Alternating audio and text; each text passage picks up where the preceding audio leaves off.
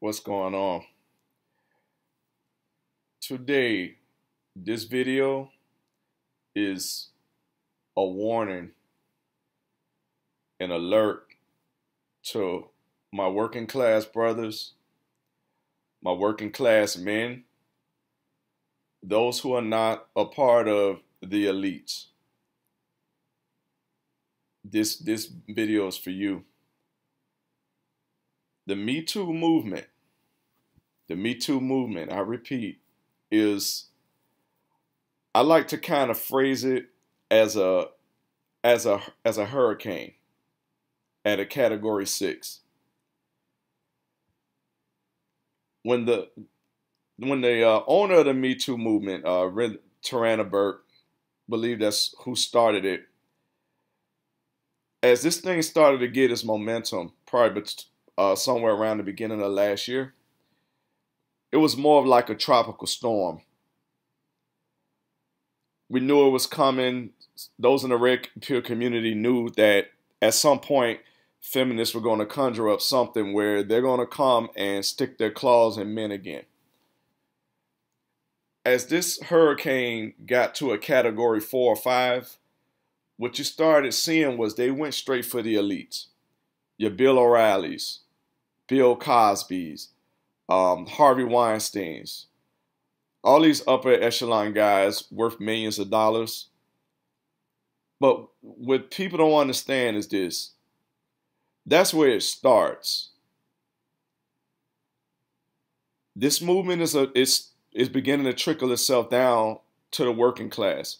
What I mean is the eye of the storm, which is where all the damage is upon us.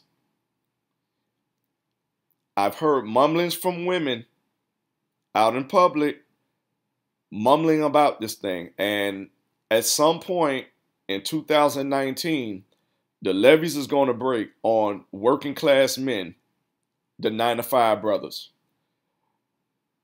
If you work with women, even small business owners, I would suggest the days of dating Helen at the job and having a happy forever after romance, married with kids, those days are freaking over. You can't risk it. All of this going to lunch with these women, complimenting her on her shoes, complimenting her on her nice dress. You hold yourself a target if you do these things. What's the difference between Me Too sexual harassment charge and not? Who determines that? It all goes about how the woman feels about the person that's approaching her. What if you compliment her on her shoes, but she thinks that you're just not her cup of tea or you're unattractive? What if you've already had past sexual relationships with the woman at your job and things didn't pan out and she's sitting there, she's been having to ask to grind with you for however long that it's been since you guys broke up? See, these are the thoughts that this Me Too movement, as it's making its way through middle class America, is going to do, because every woman wants her 5 seconds of fame or her piece of flesh in the cash ring of sexual harassment. Guys, protect yourselves. It's not worth it.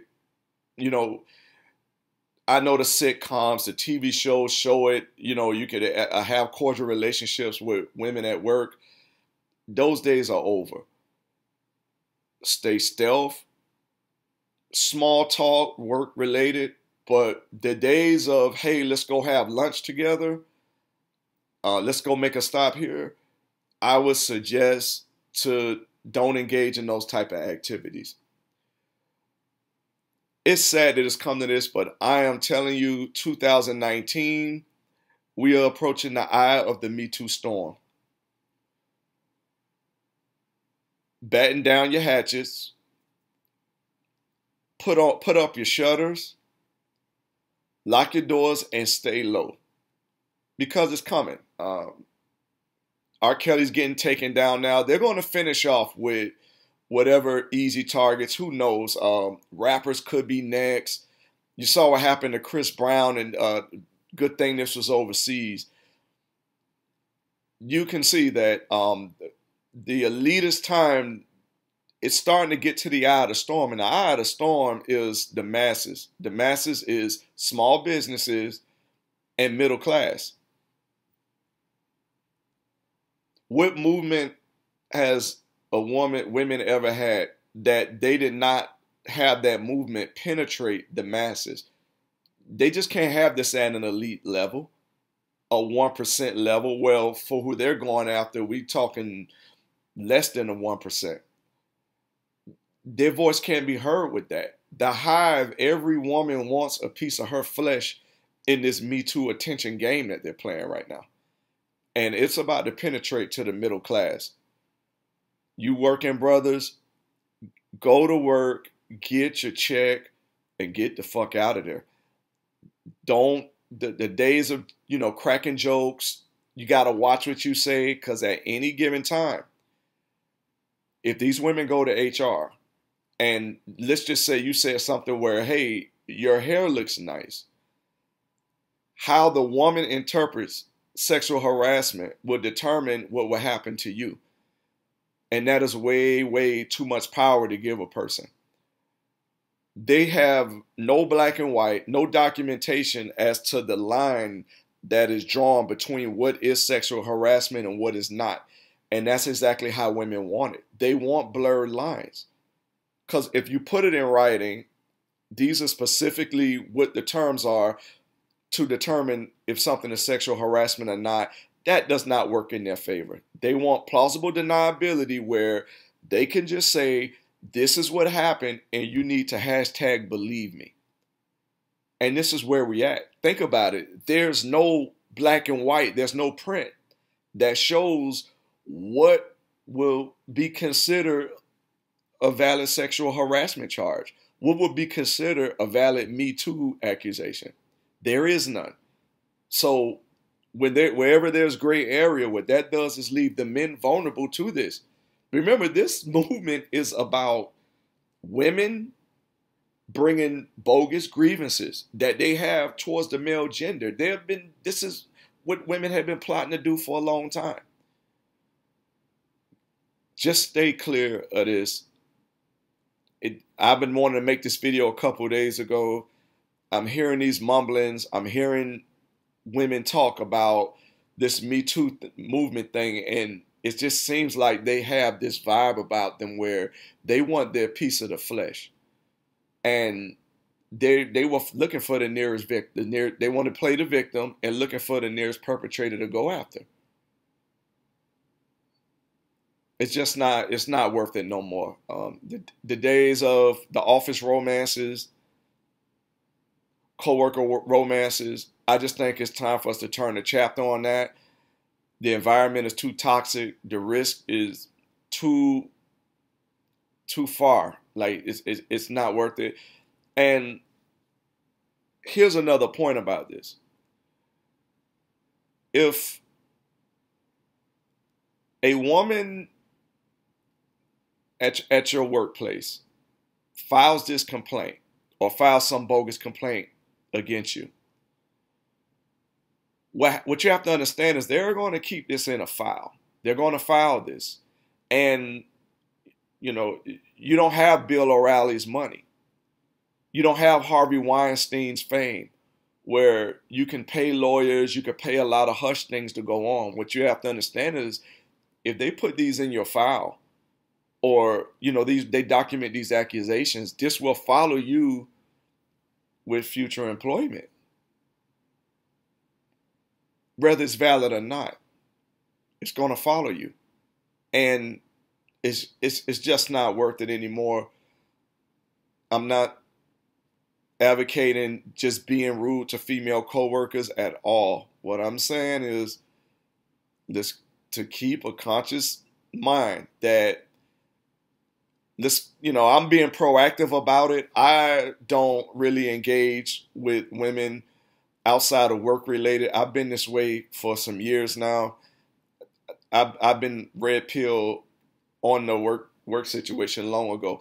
My reason for it wasn't because of like false accusations. It's just that the type of guy that I am, when I deal with a woman, I always want to know that I have an out. What I mean is the day if I wake up one day and I feel like I just don't want anything to do with her, I want to be able to discard the situation and not have to worry about anything and then move on with my life. The work situation, I just never condone it for myself because if I ever wanted to just move on and didn't want to talk to her no more, I don't want to go to work Monday or Tuesday and have to see the same person. That's not really called cut and bait to me. So that was my reason long ago for being that way. But fast forward now, it's compounded now. Now it's definitely a no-no for me. They're coming. This is going to be the next wave as far as this Me Too thing. They have not gotten, only a certain percent of women were, in other words, got their pound of the flesh. And you got this beehive mind, like this beehive swarming with a bunch of women feeling like they didn't get their due or they didn't get their 5 minutes of fame. And what they're willing to do is they're going to start hitting these workplaces. And if you've had sex with any of these women, whether it's 2, 3, as you can see R. Kelly, they're going back over 2 decades.